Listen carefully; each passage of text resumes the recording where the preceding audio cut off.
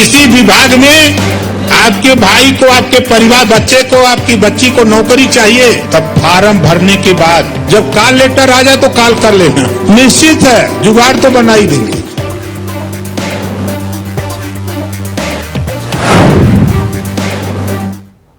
बेदीराम से बदनामी और फंस गए राजभर। जी हाँ, नमस्ते, मैं हूं अजितेश और आप देख रहे हैं इंडिया वॉइस। हमारी खास चर्चा उत्तर मांगे उत्तर प्रदेश। आज उत्तर प्रदेश उत्तर मांग रहा है ओम प्रकाश राजभर से। आज उत्तर प्रदेश उत्तर मांग रहा है बेदीराम से, क्योंकि सबसे पहले तो पेपर लीक जैसा मसला जो आज की तारीख में देश में चर्चा का विषय बना हुआ है, जिस विषय पर देश की संसद तक में हंगामा हो जाता है, उस विषय से पुराने समय के तार जुड़े हुए निकले। किसके? सुभाषपा के एमएलए बेदीराम के, यानी कि ओम प्रकाश राजभर की पार्टी के विधायक के। और यह खुलासा हुआ कि राजस्थान, मध्य प्रदेश, उत्तर प्रदेश में इन पर मुकदमे। चलिए ठीक है। इसके अलावा रेलवे और पुलिस भर्ती लीक में जुड़े 8 मुकदमे दर्ज हैं। तो यह तो थी बेदीराम की बात, लेकिन जब यह पूरा प्रकरण सामने आया, उसी वक्त ओम प्रकाश राजभर का एक ऐसा वीडियो सामने आया जिसमें वो ये कहते हुए नजर आए कि नौकरी लगवानी हो तो एडमिट कार्ड और कॉल लेटर आने से पहले, और अगर वो आ जाए तो आप हमको फोन कर लीजिएगा। और इशारा कर रहे थे बेदीराम की तरफ, ये लाखों लोगों को रोजगार दिलवा चुके हैं। ये सब होने के बाद आगे क्या हुआ, यह आज की चर्चा में हम जानेंगे, लेकिन उससे पहले आपको एक रिपोर्ट दिखाते हैं। किसी विभाग में आपके भाई को, आपके परिवार, बच्चे को, आपकी बच्ची को नौकरी चाहिए, तब फार्म भरने के बाद जब कॉल लेटर आ जाए तो कॉल कर लेना। निश्चित है जुगाड़ तो बना ही देंगे।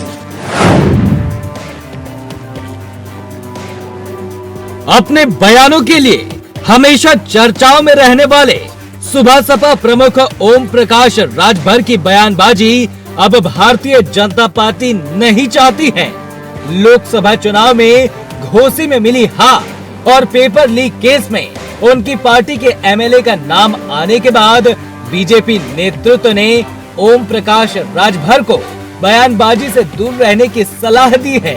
दरअसल लोकसभा चुनाव में घोसी सीट पर मिली हार और पेपर लीक मामले में विधायक बेदीराम का नाम आने के बाद शुक्रवार को सुभाषपा प्रमुख ओम प्रकाश राजभर ने बेटे अरविंद राजभर के साथ केंद्रीय गृह मंत्री अमित शाह और बीजेपी के राष्ट्रीय अध्यक्ष जेपी नड्डा से दिल्ली में मुलाकात की। सूत्रों के अनुसार बीजेपी नेतृत्व ने उन्हें अनुशासन में रहने और बयानबाजी से दूर रहने की सलाह दी है। बेदीराम के प्रकरण के बाद ओम प्रकाश राजभर का एक बयान भी वायरल हो रहा था, जिसे लेकर उनकी और एनडीए की काफी किरकिरी हो रही थी। किसी विभाग में नौकरी चाहिए, किसी विभाग में आपके भाई को, आपके परिवार, बच्चे को, आपकी बच्ची को नौकरी चाहिए, तब फार्म भरने के बाद प्रभु क्या कहते, क्या आता है वो कॉल लेटर एडमिट कार्ड या कॉल लेटर, जो भी कहते हो भाई, कॉल लेटर। जब कॉल लेटर आ जाए तो कॉल कर लेना। निश्चित है जुगाड़ तो बना ही देंगे। देखने में ऐसे लग रहे हैं, इनके कम से कम कई लाख चेला लोग नौकरी कर रहे हैं और सबको नौकरी इन्होंने दिया है। तो आप लोग भी मेहनत कर रहे हो, तो आप बताओ आपको भी नौकरी चाहिए कि नहीं चाहिए? गुरुवार को ही मुख्यमंत्री योगी आदित्यनाथ ने भी सुभाषपा प्रमुख को तलब किया था। लोकसभा चुनाव में हार के बाद सुभाषपा प्रमुख ने शुक्रवार को अमित शाह और जेपी नड्डा से पहली मुलाकात की। राजभर हमेशा अपने बयानों को लेकर चर्चा में रहते हैं। ऐसे में बीजेपी नेतृत्व ये नहीं चाहता है कि राजभर के बयानों से विपक्ष को हवा मिले और सरकार मुसीबत में आए। Bureau report, India voice.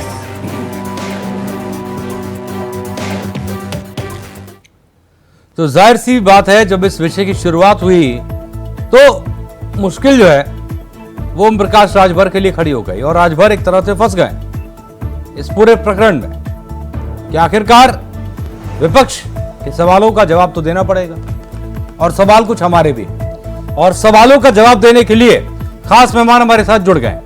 हमारे साथ नीरज दीक्षित जुड़ गए हैं जो कि बीजेपी के नेता। आपका बहुत बहुत स्वागत है नीरज जी। हमारे साथ राकेश अहिर जुड़ गए हैं, समाजवादी पार्टी के नेता हैं। आपका बहुत बहुत स्वागत है राकेश भाई। हमारे साथ अंकुर सक्सेना है, आरएलडी के प्रवक्ता। आपका बहुत बहुत स्वागत है अंकुर जी।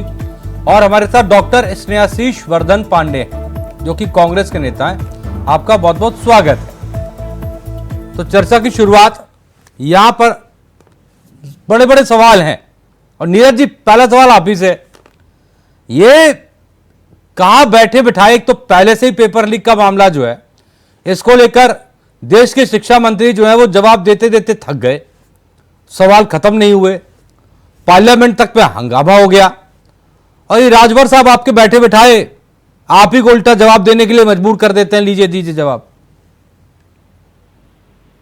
देखिए साहब, सबसे पहली बात कि सरकार ने इस चीज को माना कि पेपर लीक हुआ है और उसके लिए तुरंत बच्चों की मांग को लेकर के एक त्वरित कमेटी बना दी गई। कमेटी बना करके उसके ऊपर जांच के आदेश दिए गए और जांच इतनी तेजी से हुए कि लोगों के नाम आने, बड़े बड़े नाम आने शुरू हो गए।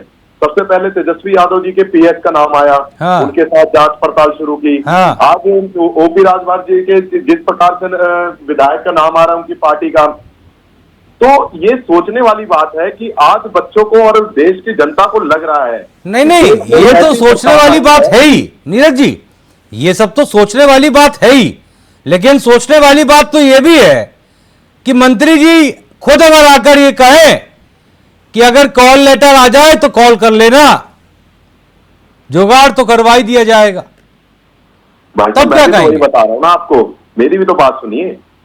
ये आज देश को लग रहा है कि आज वाकई में ऐसी सरकार बैठी है जो कि भ्रष्टाचार मुक्त भारत बनाना चाहती है। पहले की सरकारों को अगर आप देखेंगे तो अगर इस प्रकार से उनकी वायरल होती थी वीडियो ऑडियो, कुछ भी वायरल होता था तो वो पल्ला झाड़ लिया करते थे, कहते थे होगी जांच पड़ताल होगी तो देखा जाएगा क्या होगा क्या नहीं होगा, नतीजे पे डिपेंड करता है।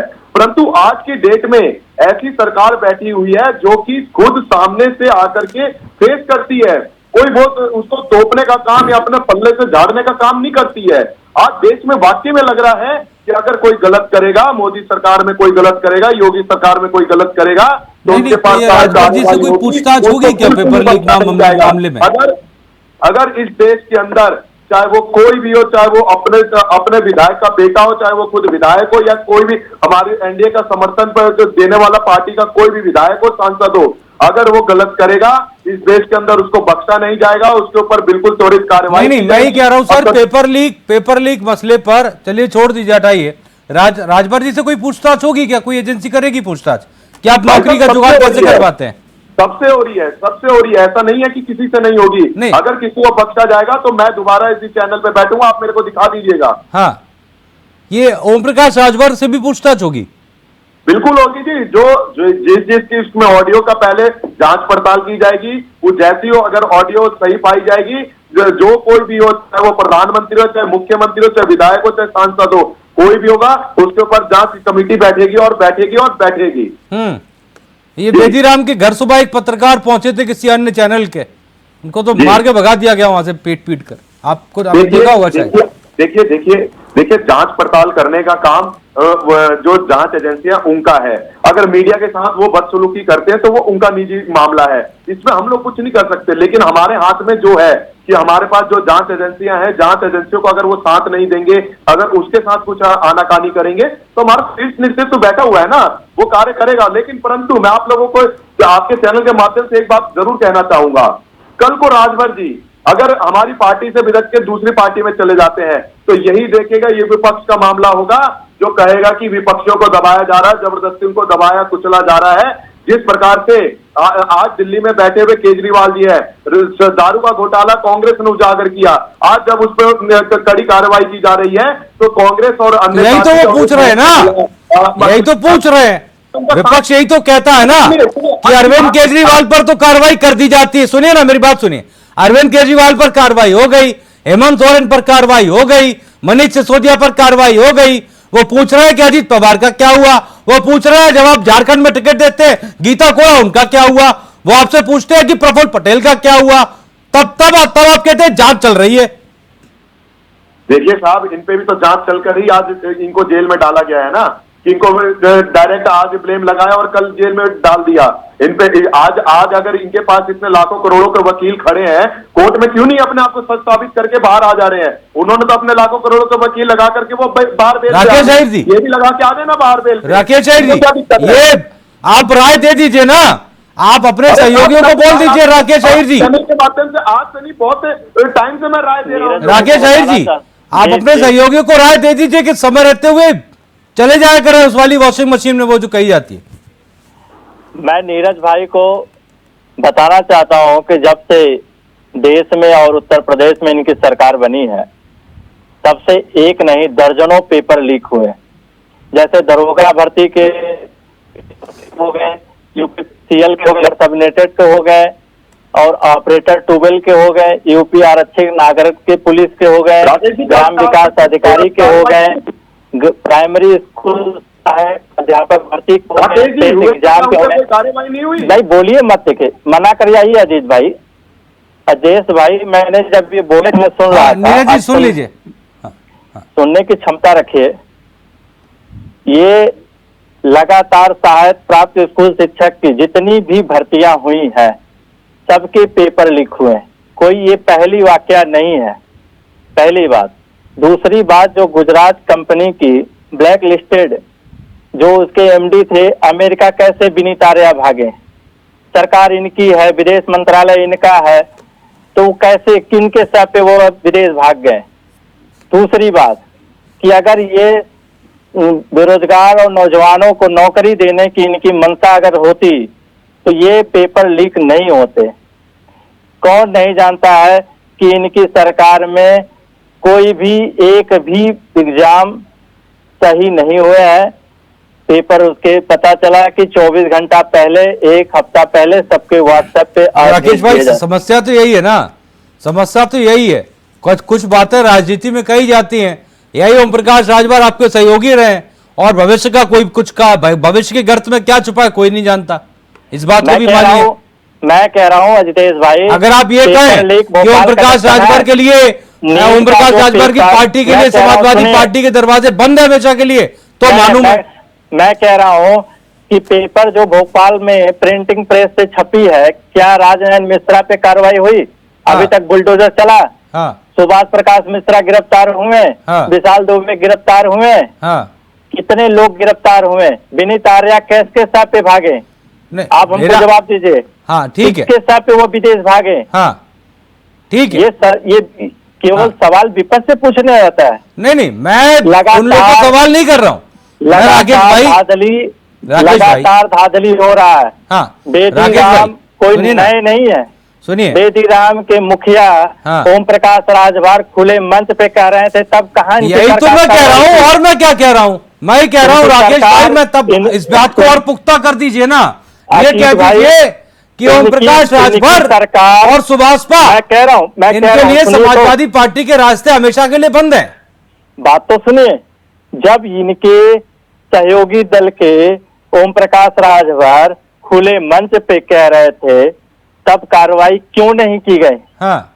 तब क्यों आंख मूंद लिया गया था? हाँ। नेट और नीट जैसी सब कहेंगे, लेकिन जो मैं कह रहा हूं वो आप नहीं कहेंगे ना। बात तो आप घुमा रहे हैं। मैं और कौन? कैसे घुमा रहा हूं राकेश भाई? करोड़ों लोगों की जिंदगी बर्बाद हुई, नौजवानों की। तो राकेश भाई, इसलिए तो मैं कह रहा हूं, आपकी आवाज में तो आवाज मिला रहा हूं मैं कह रहा हूं कि जितने लोगों का मैं नाम लिया, अभी तक क्या सरकार की है? अरे तो अभी आपके सामने बीजेपी से तो सवाल कर रहा था मैं। तो बीजेपी से मैं पूछ रहा हूं कि अभी तक बीजेपी सरकार क्या की? विनीत आर्या कैसे भागे? विशाल दुबे क्यों गिरफ्तार भोपाल से नहीं हुए? राजस्थान से जो है लीक हुए वो नहीं। पीसीएस के एग्जाम में लीक हुआ था, उस पर अभी तक क्या कार्रवाई की थी अखिलेश यादव जी ने? किस पे? यूपी पीसीएस में 2015 में जो पेपर लीक हुआ था उसमें अखिलेश यादव जी ने क्या कार्रवाई की? कोई उसमें क्या पेपर युवा लीक नहीं नहीं थे? हुआ था। और पहली चीज आप अपनी जानकारी को दुरुस्त कर लीजिए। अच्छा, वो अपनी पेपर लीक जानकारी नहीं हुआ को था। आप दुरुस्त कर लीजिए बढ़िया है साहब। कि अगर आपने बोल दिया तो 2024 में सुनिए नीरज अच्छा भाई, साहब, आपने बोल दिया नीरज मानना भाई पड़ेगा। सुनिए, नहीं तो आप अभी मीडिया चैनल कांस्टेबल में बैठ भर्ती के बोलने परीक्षा लगेंगे कि बीजेपी विवाद है तो मानते 11 फरवरी 2024 को आरओ के 334 पद की आंतरिक आप जांच मानते हैं जारी कि है। 2015 में यूपी बोर्ड पीसीएस की कोई इंटरमीडिएट परीक्षा के लीक पेपर नहीं लीक हुई। हो बाकी गए लोग हैं। भी उनके पास चलता हूँ। यूपी इसमें एसपी भाई साहब जुड़े हुए हैं और अंकुर भाई भी जुड़े हुए हैं। नीरज भाई आ रहा हूँ, आरोपी गिरफ्तार किए राकेश जी गए आ रहा हूँ हैं। आपके पास, सब राकेश जी आ रहा हूँ, परीक्षा रद्द किए गए हैं। राकेश जी आ रहा हूँ मैं। हालांकि जो घुमाने वाली बात आपने कही इस पर मैं आपको जवाब दूंगा, लेकिन थोड़ा रुक जाइए। अंकुर जी जी बहुत बहुत स्वागत है। धन्यवाद। इस पूरे विषय को चूंकि सहयोगी दल होने के नाते आप किस तरह से देखते हैं, और चूंकि आप गठबंधन का हिस्सा है और उसी गठबंधन का हिस्सा जो है ओम प्रकाश राजभर भी हैं और बेदी राम भी हैं, तो ऐसे में भारतीय जनता पार्टी चूंकि जो बड़ी पार्टी उत्तर प्रदेश में आपके गठबंधन में, उनसे क्या उम्मीद रखते हैं? देखिए, सबसे बड़ी बात यह है कि निश्चित रूप से हम लोग एनडीए के एक घटक दल हैं और जो हमारा केंद्रीय नेतृत्व है वो युवाओं की आवाज है, और चूंकि चौधरी चरण सिंह साहब की विरासत का प्रतिनिधित्व कर रहे हैं तो निश्चित रूप से आप बात मानकर चलिए कि 100% वो लोग युवाओं के साथ हैं और किसी के साथ किसी भी परिस्थिति में कोई भी गलत कार्य नहीं होने दिया जाएगा। हाँ। जहां तक माननीय ओम प्रकाश राजभर साहब या माननीय बेनी जी के स्टेटमेंट का सवाल है, अब आप माननीय पे भी प्रश्न चिन्ह लगा सकते हैं, पर मैं माननीय इसलिए कह रहा हूं क्योंकि दोनों लोग विधानसभा के नहीं, नहीं, बिल्कुल, हाँ, ठीक है। तो जहां तक है कानून की प्रक्रिया का पालन किया जा रहा है। किसी व्यक्ति के ऊपर मात्र आरोप लग जाने से या चार्जशीट दाखिल होने के बाद भी वो केवल अभियुक्त रहता है या आरोपित होता है, अपराधी नहीं हो जाता है जब तक किसी भी न्यायालय के द्वारा कोई आदेश किसी पर्सन के विरुद्ध नहीं पारित किया जाता है। ऐसी स्थिति में अगर बेनी के ऊपर कोई आरोप लगे हुए हैं और किसी भी मामले में कोर्ट के द्वारा उनको दोषी नहीं साबित किया गया है, तो कोर्ट की फ्रीडम है, न्यायिक प्रक्रिया है और उनके ऊपर विभिन्न न्यायालयों में जो मुकदमे चल रहे हैं तो बकायदा उन्होंने अपने शपथ पत्र के माध्यम से on the time of election उनका ब्यौरा दिया था। तो ऐसी स्थिति में कोई भी तथ्य छिपाया नहीं गया है।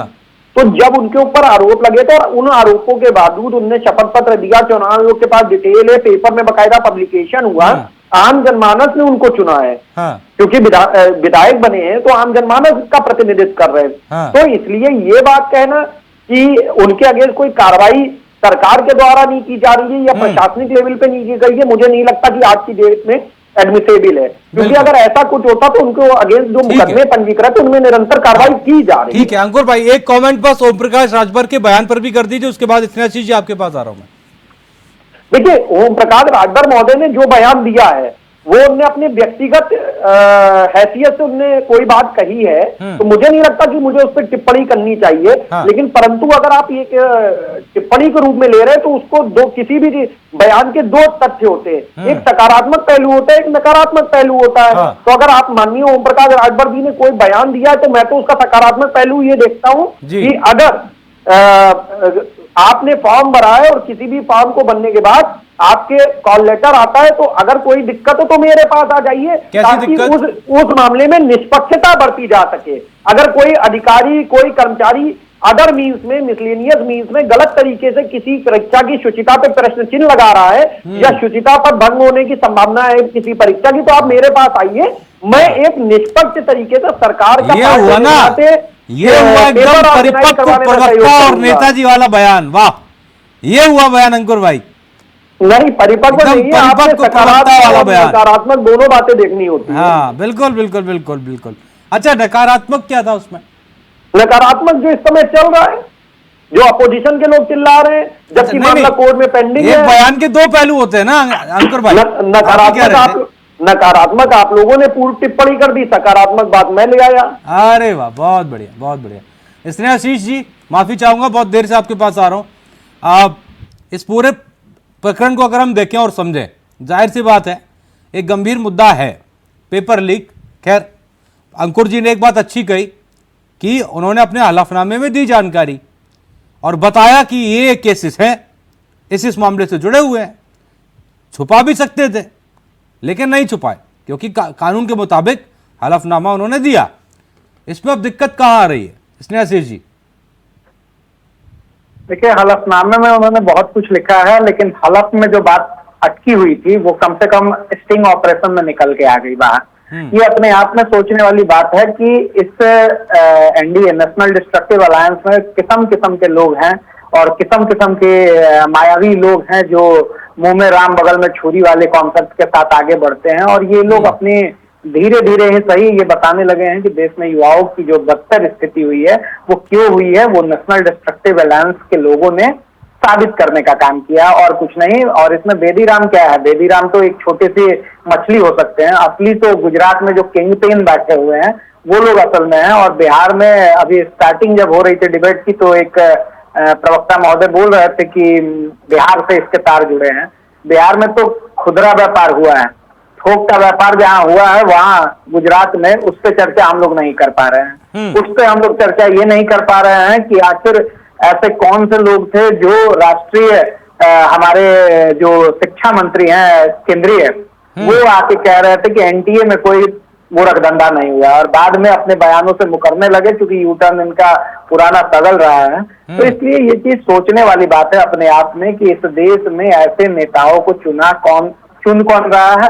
वही लोग जो सबका साथ सबका विकास और सबका विश्वास की बात करते हैं और इस तरीके से विश्वास का गला घोटते हैं। ये सोचने वाली बात है अपने आप में कि इस देश को जिस तरीके से भारतीय जनता पार्टी और उसके अलाइज ने लूटने का काम किया है, जैसे युवाओं को उनके उज्जवल भविष्य के प्रति जो मेहनत वो करते हैं कि हमारा उज्जवल भविष्य आएगा, उसको बर्बाद करने का रौंदने का काम भारतीय जनता पार्टी और उसके अलाइज ने किया है। इस चीज को समझने की जरूरत है और इस चीज को पूरी गंभीरता के साथ बोलने की जरूरत है। इसमें मजा हुआ प्रवक्ता अगर बनने से, अगर अपनी बातों को गोल गोल घुमा देने से अगर बातों को आदमी लगे कि हम सफल होकर निकल गए इस प्रोग्राम में आधे घंटे के, इससे कोई बात नहीं है। हम राहुल गांधी जी पूरे मजबूती के साथ उन्होंने पूरे मजबूती के साथ राहुल गांधी जी ने कहा था कि लीक प्रूफ हम लोग एग्जामिनेशन कराएं। अब तो यहाँ एयरपोर्ट के छत ही लीक हो रहे हैं, उसमें जान माल की हानि हो रही है, यहाँ पानी लीक हो रहा है, तो क्वेश्चन पेपर लीक होना इनके साथ तो ये समझ में आ रहा है कि इनकी जो नैतिकता है वो पूरी तरीके से हो चुकी है।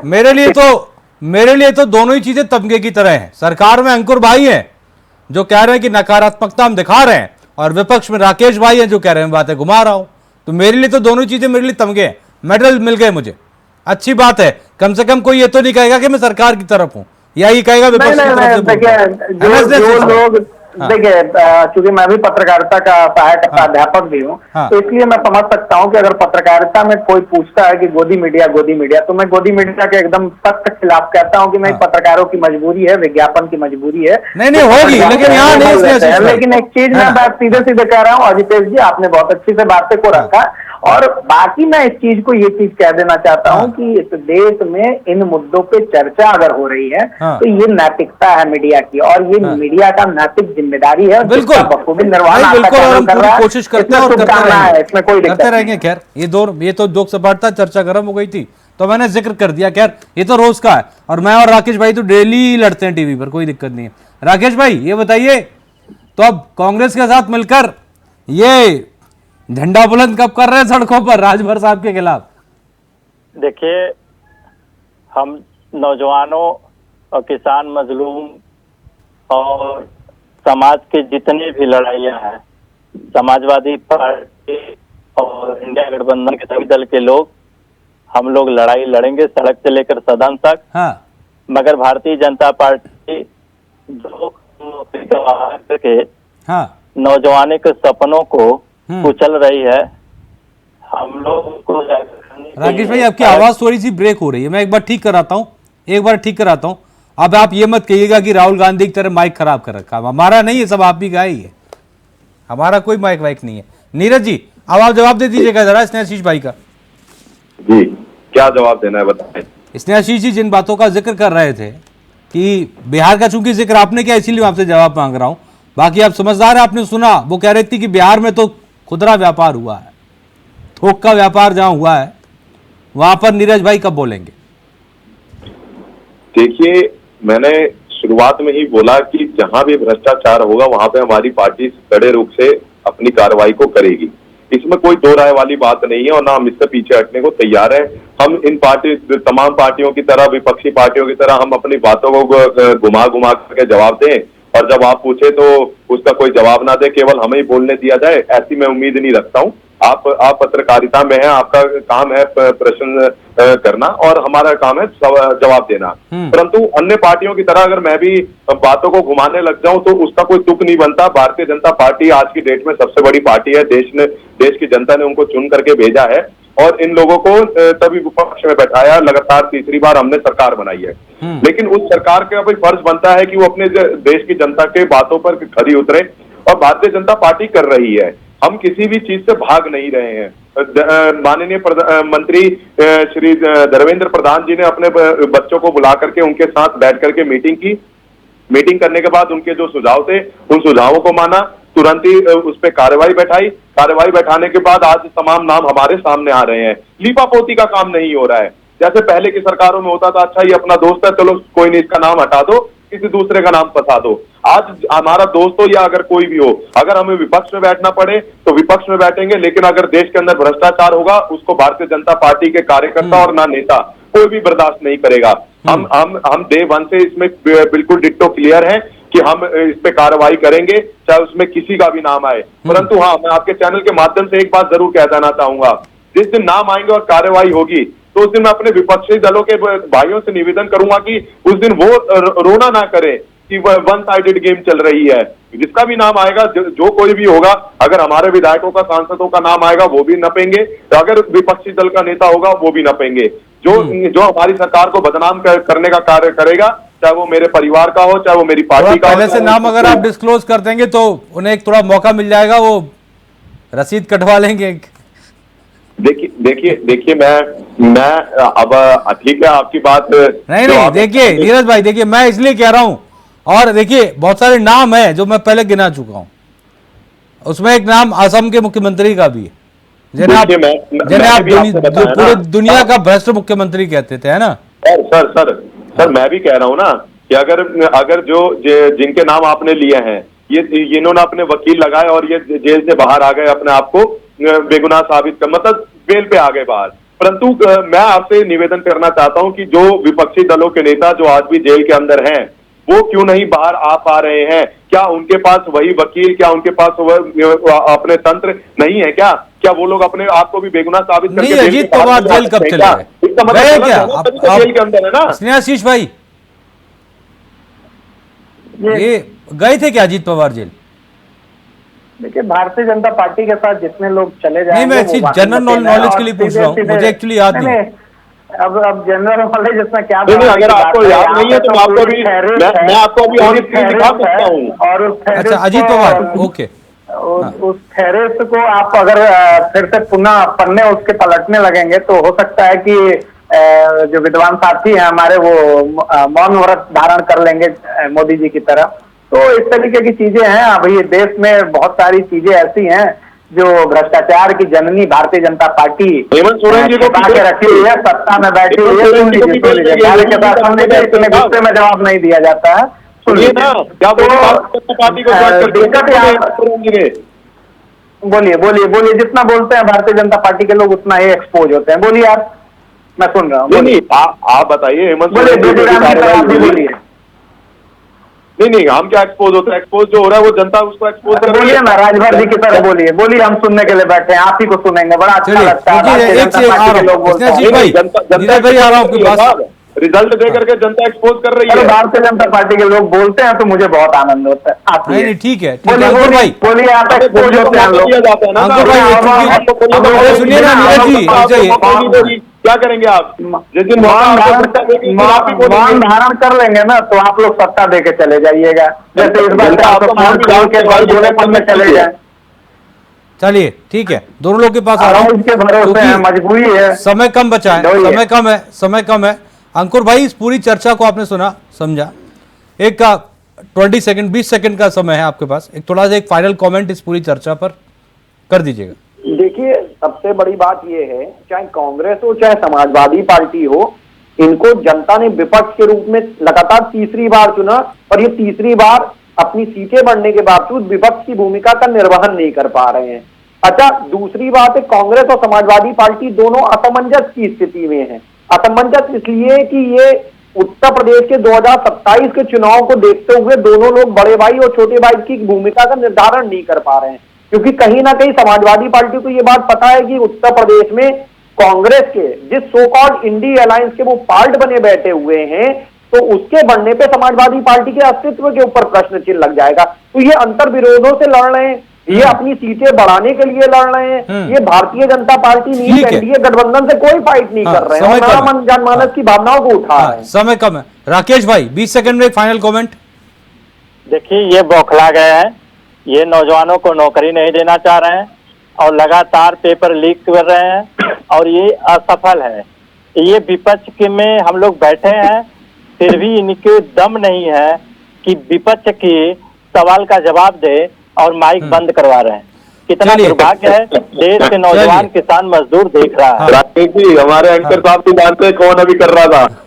चलिए ठीक है, अब एक्चुअली जो है समय की कमी है, समय की कमी है राकेश भाई। में जाके आपके सरकार रहते हुए आपके जो आरोपी है वो विदेश भाग जा रहा है और आपको शर्म नहीं आ रही है, आप जो है विपक्ष पे फोड़ रहे हैं। ठीक है ठीक है ठीक है, चर्चा को यहीं खत्म करेंगे, समय की बेहद कमी है, इसलिए आशीष जी आपका बहुत बहुत शुक्रिया, नीरज भाई आपका बहुत बहुत शुक्रिया, अंकुर जी आपका बहुत बहुत शुक्रिया और राकेश भाई आपका भी बहुत बहुत शुक्रिया खास चर्चा में जुड़ने के लिए। तो जाहिर सी बात है, बेदी राम से बदनामी हुई, राजभर फंस गए। बड़ा सवाल ये कि इस भंवर जाल से निकलेंगे कैसे और कौन निकालेगा। न स्याही के दोस्त न सफेदी के दुश्मन, हमें आईना दिखाना दिखा देते हैं। नमस्ते।